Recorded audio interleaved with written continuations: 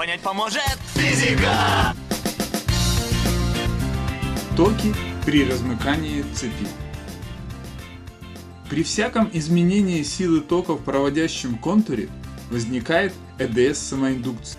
В цепи с сопротивлением R большое и индуктивностью L большое под действием внешней ЭДС эпсилон течет постоянный ток. Сила тока I нулевое равна по закону Ома внешняя ЭДС эпсилон делить на сопротивление R большое. В момент времени t маленькое равное нулю выключим источник тока. Возникает ЭДС самоиндукция, препятствующая уменьшению тока. ЭДС эпсилон с индексом is пропорционально скорости изменения тока в контуре, где L большое индуктивность контура. Ток в цепи определяется законом Ома. Произведение силы тока I в цепи на сопротивление R большое равно ЭДС самоиндукции эпсилон с индексом is. Или произведение силы тока I в цепи на сопротивление R большое пропорционально скорости изменения тока в контуре со знаком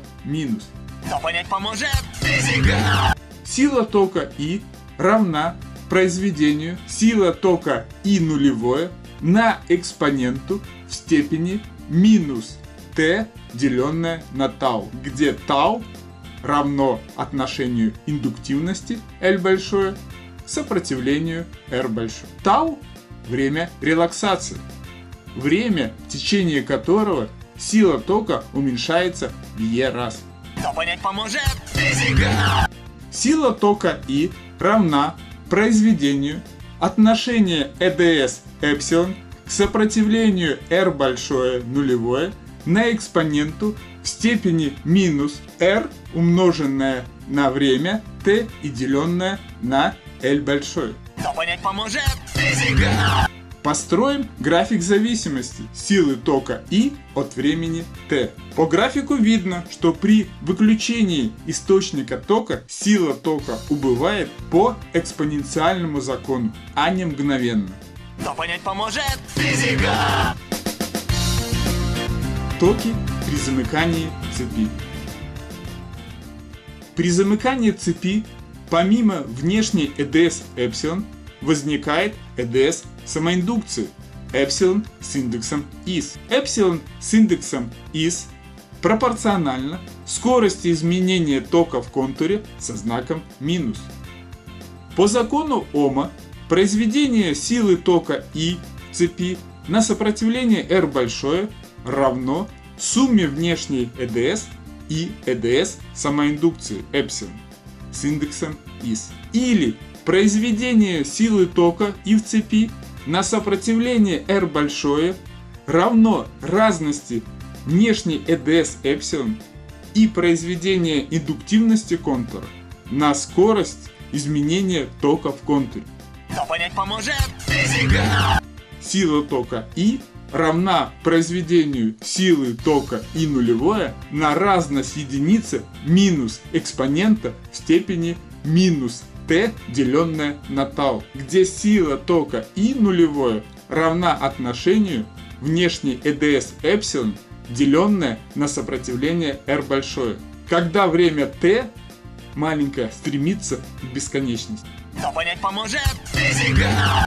Построим график зависимости силы тока I от времени t. По графику видно, что при включении источника тока сила тока возрастает по экспоненциальному закону, а не мгновенно. Что понять поможет физика. Правило Ленца. Направление индукционного тока определяется по правилу Ленца. Правило Ленца. При всяком изменении магнитного потока сквозь поверхность, натянутую на замкнутый проводящий контур, в последнем возникает индукционный ток такого направления, что его магнитное поле противодействует изменению магнитного потока. Визуально наблюдать возникновение индукционного тока можно на примерах. Что понять поможет физика. Токи Фуко – вихревые токи.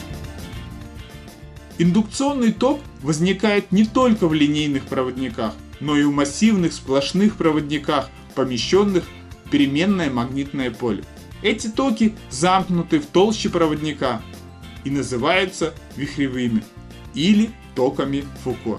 Токи Фуко также подчиняются правилу Ленца. Вихревые токи возникают и в самом проводнике, по которому течет переменный ток, что приводит к неравномерному распределению тока по сечению проводника, вытеснение токов высокой частоты при поверхностной области проводника.